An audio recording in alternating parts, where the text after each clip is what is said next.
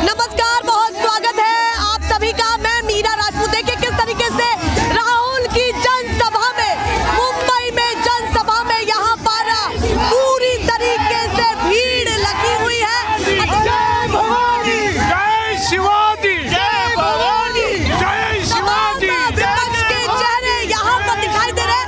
कन्याकुमारी से लेकर के कश्मीर तक के सारे चेहरे मौजूद हैं। नहीं चलेगा। चाहते हैं अब की बार राहुल की यात्रा कैसी लगी और क्या बहुत अच्छी लगी राहुल की यात्रा। अब की बार 400 पार हम होने नहीं देंगे। किसका नहीं होने देंगे? ये मोदी सरकार भ्रष्ट है, उनको हटाना चाहिए। अच्छा, ये मोदी सरकार भ्रष्ट है। हम तो देश के हित में काम कर रहे हैं। लेकिन हमको मोदी नहीं चाहिए। इन्होंने पूरा देश का वाट लगा दिया है। महिलाएं, यहाँ पर महिलाएं झूमती हुई दिखाई दे रही है। ये छत्रपति शिवाजी महाराज की जमीन है, इसके ऊपर हम मोदी सरकार को टिकने नहीं देंगे। जय शिवाजी। क्या लग रहा है 2024 में क्या होने वाला है? चुनाव को किस तरीके से? मोदी जी ने 2024 में लोगों को हाथ में कटोरा दिया है, जो 5 किलो अनाज के मोहताज बनाया है। आपको नहीं लगता कि जनता का समर्थन उनके साथ? बिल्कुल नहीं है। अगर 80 करोड़, वो बोल रहे कि 80 करोड़ लोगों को मैं अनाज फ्री में दे रहा हूँ, तो यानी 80 करोड़ लोगों को उन्होंने भीख मांगने को मजबूत कर दिया। क्योंकि देखो, अनाज 5 किलो दे रहे, लेकिन सिलेंडर जो 2014 में 450 था, वो अभी 1200 हो गए। जो योजना, उज्ज्वला योजना जो दे रहे हैं, वो उज्ज्वला योजना के लोग हैं, उन्होंने सिलेंडर है वो बाहर रखा है और चूल्हे पे आ रहे हैं। तो आप कह रहे महंगाई बड़ा मुद्दा है? महंगाई सबसे बड़ा मुद्दा है हम महिलाओं के लिए। तो महंगाई इतना बड़ा मुद्दा है कि हमारे घर में अगर खाना बनाने के वास्ते भी झगड़े होते हैं। आप बताइए, आपने क्या पूछा कहना था है? मोदी जी की गारंटी। मोदी जी को बोलो 15 लाख की गारंटी कौन देगा? 2000 करोड़ नौकरी देने वाले थे, उसकी गारंटी कौन देगा? और जो महंगाई नहीं, आगे अभी जो दुगना महंगाई हुई है वो और नहीं बढ़ेगी, उसकी गारंटी कौन देगा? अरे राहुल जी तो मतलब देश जोड़ रहे हैं और मोदी जी देश बेच रहे हैं। हाँ, मोदी जी देश बेच रहे हैं, राहुल जी देश जोड़ रहे हैं। और हमारे उद्धव साहब ने ना कोरोना में फील्ड वर्क में जाके इलाज करके लोगों का जान बचाया, और मोदी जी ने क्या किया? थाली बजाया।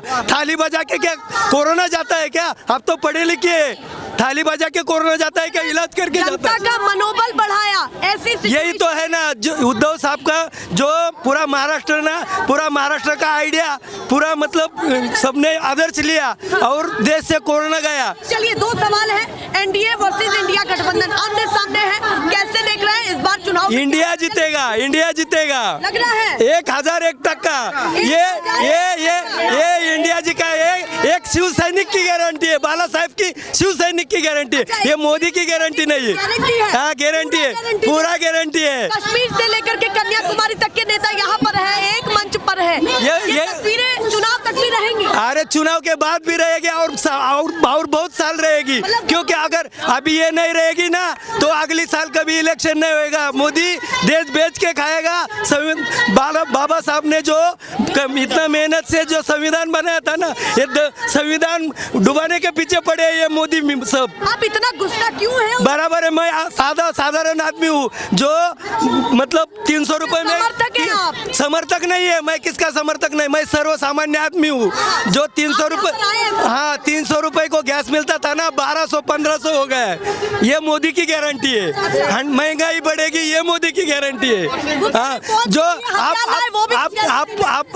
बोल रहे हैं ना 70 साल से जो किया ना उसके ऊपर जी रहे। अभी ये 70 साल में जो हुआ है ना, वो 7 साल में बेच डाला है। अच्छा, आप कह रहे जो 70 साल में हुआ था उसी पर जी रहे थे? उसी पर जी रहे, ये अभी मोदी जी ने बेच डाला है। चलिए भैया, ज्यादा नाराजगी है? नहीं, नाराजगी नहीं, ये मेरी नहीं, पूरी इंडिया की नाराजगी है। हाँ, और ये चुनाव में आएगी, चुनाव में उभर के आएगी। 400 पार की बातों को कैसे देख रहे हैं? जल्दी से बताओ। कौन से 400 पार बीजेपी का आंकड़ा। 400 पार नहीं, हमारे उद्धव साहब कहते हैं मोदी तड़ी पार, 400 पार नहीं, तड़ी पार। अगर मोदी जी को विश्वास होता कि 400 पार, तो ना वो महाराष्ट्र में शिवसेना फोड़ते, ना राष्ट्रवादी फोड़ते, ना कांग्रेस को लेके भगाते। अच्छा, आप कह रहे अगर इतना विश्वास होता तो नहीं करते सभी लोग? अगर वो कह रहे हमारी विचारधाराओं से कहीं ना कहीं प्रभावित होकर के लोग उनके पांव तले जमीन धस बरस रही है, इसीलिए उन्होंने सबको तोड़ फोड़ के ईडी का डर दिखा के अपने साथ लिया है। ईडी स्वतंत्र है और दूसरा लगातार सवाल ना उठाए प्रशासन। अगर ईडी का नहीं डर होता तो जिस दिन अजीत दादा के ऊपर सवाल उठाया, तीसरे दिन अजीत दादा गठबंधन में गए। जिस दिन ये अपने अशोक राव चौहान के ऊपर सवाल उठाया, नांदेड़ से भागा के अशोक राव को लेके गए। शिंदे का क्या हुआ? वही हुआ है। मुझे यही है कि अगर मोदी जी को गारंटी रहती तो वो बाकी के पार्टी के लोगों को जिनके ऊपर भ्रष्टाचार का आरोप किया उनको अपने बगल में लेके बैठते नहीं। और दूसरी बात, अगर मोदी जी को गारंटी रहती है तो वो जहां मणिपुर में जहां हमारी महिलाओं को, हमारी बहनों को इतना बेइज्जत किया, वहां वो क्यों नहीं गए? अगर वो बोलते हैं मेरा परिवार, तो मणिपुर उनका परिवार नहीं है क्या? ये मेरा मोदी जी को सवाल है। और बयान दिए उन्होंने कहा कि मुझे चिंता है, और अमित शाह जी सीधे उसका संज्ञान लेने के लिए उन्होंने मीटिंग भी बिठाई। ये सब उनका जुमला है। और दूसरी बात, अगर पुलवामा में इतने हमारे सैनिक मरे पिछले इलेक्शन के वक्त, अभी यहाँ देखो, यहाँ हमें आते वक्त हमारी पर्स चेक करते इतनी सिक्योरिटी अगर ये जनरल सभा में रहती है, तो जहाँ पुलवामा में इतना बड़ा ट्रक आरडीएक्स का लेके जाते, वो क्या है? कौन सा जुमला है फिर? अभी तक भी उस पर सवाल है। बिल्कुल सवाल है। हमारे भाई, हमारे सैनिक भाई वहाँ मरे हैं, वहाँ के घर बार उनके उद्ध्वस्त हुए। देखिए कितने सारे सवाल यहाँ पर निकल करके सामने आ रहे हैं। आप बताइए क्या कहना चाहते हैं? ये यात्रा का समापन का आज अंतिम दिन ही मान लीजिए, हालांकि कल यात्रा रुक चुकी और आज जनसभा भी हो जाएगी और विपक्ष के तमाम चेहरे दिख रहे हैं। बीजेपी से टकराव कितना मुश्किल है और कितना आसान है, सीधे बताइए। देखिए सीधी बात है, सीधे हम नरेंद्र मोदी जी पे आते हैं। उन्होंने किसानों को क्या बोला था कि मैं 2022 में उनकी आमदनी दोगुनी कर दूंगा, एमएसपी को बढ़ा दूंगा। क्या उन्होंने लागू किया? नहीं किया। आज किसान आत्महत्या कर रहे हैं। देश का सबसे बड़ा वर्ग जो अन्नदाता है, आज वो किसान आत्महत्या करने क्यों कर रहा है? पहला क्वेश्चन। और दूसरा, जो सबसे ज्यादा वर्ग को ठगा है वो युवाओं को ठगा है। हाँ, क्योंकि वो आज डॉक्टर है, अपना एमबीबीएस कर रहा है, चाहे इंजीनियरिंग कर रहा है, चाहे लॉ कर रहा है, चाहे ग्रेजुएट हो, चाहे पीजी हो, जो भी है, हर एक स्टूडेंट आज ठगा महसूस कर रहा है। क्योंकि उन्होंने नरेंद्र मोदी को इसलिए वोट दिया था कि वो बोले थे कि मैं हर एक साल 2 करोड़ रोजगार दूंगा। आज उनको 10 साल पूरे लगभग हो गए हैं, कितने दिए? कुछ भी रोजगार नहीं दिए हैं। आज सभी युवा सड़क पे है और ये वो एक आवाज उठ रही है कि जिस तरह से युवाओं ने उन्हें सत्ता सौंपी है, युवाएं ही उनका सत्ता वापस खींचेगी। और युवाओं ने ही समर्थन दिया था, वही वापस जी, क्योंकि उन्होंने किसानों को ठगा, युवाओं को ठगा और सबसे बड़ा आदिवासियों को ठगा।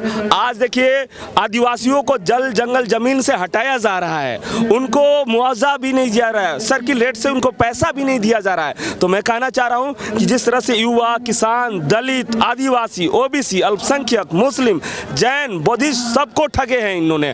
बस ये काम एक करते हैं, जाति से जाति से लड़ाते हैं, धर्म को धर्म से लड़ाते हैं। मैं मैडम बताना चाह रहा हूँ कि मैं कन्याकुमारी से कश्मीर राहुल गांधी जी के साथ में पैदल 4000 किलोमीटर यात्रा किया हूँ। इसके बाद जो अभी मणिपुर से मुंबई जो यात्रा चली आई है, आप ऑब्जर्व किए हैं, मैं मणिपुर से मुंबई तक राहुल जी के साथ यात्रा कर रहा हूँ। मैं मणिपुर की मैंने देखा, आंखों देखा क्या वहाँ खराब सिचुएशंस है, महिलाओं पे इतने अत्याचार हो रहे हैं। मिस्टर नरेंद्र मोदी वाशिंगटन जाते हैं, हर एक जगह जाते हैं, लेकिन उनको 5 मिनट का समय नहीं है कि अपने हम इंटरनल इशू को हम सोल्व कर पाएं। क्या मणिपुर गए? क्या उस पर उन्होंने कोई सख्त कार्रवाई की? नहीं की। इंटरनल इशू के लिए गृह मंत्री जी ने तो संज्ञान लिया ना।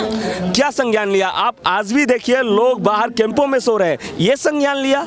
आज महिलाओं वहाँ पे सुरक्षित नहीं है। 2 समुदाय, कुकी और समुदाय आपस में लड़ रहे हैं, उसका एक भी समाधान नहीं है। आप सोचते हैं कि प्रधानमंत्री जी की योजनाएं आपको पसंद नहीं आ रही है, तो ऐसा विपक्ष का कौन सा चेहरा है? बीजेपी लगातार पूछती रहती है कि विपक्ष का कौन सा चेहरा है जो लोहा लेगा मोदी जी के साथ। बस एक ही आदमी है, एक ही नेता है जो सत्य के लिए लड़ाई लड़ रहा है, जो सामाजिक न्याय के लिए लड़ रहा है, जो राजनीतिक न्याय के लिए लड़ रहा है, आर्थिक न्याय के लिए लड़ रहा है, जिन्होंने देश को अपने कदमों से उन्होंने 4000 किलोमीटर की पदयात्रा की। और राहुल गांधी जी के लिए हम लोग पूरी सपोर्ट कर रहे हैं। युवा जो अपने 15 घंटे लगातार पढ़ रहे हैं सरकारी जॉब के लिए, और जिस तरह से पेपर लीक हो रहा है, वो सबसे बड़ा हमारा युवा एक वर्ग है जो पेपर लीक हो रहा है, उसके विरोध में नरेंद्र मोदी को वोट करेंगे। आदिवासी जंगल के अपना जंगल जमीन जो खो रहे हैं उसको विरोध में करेंगे,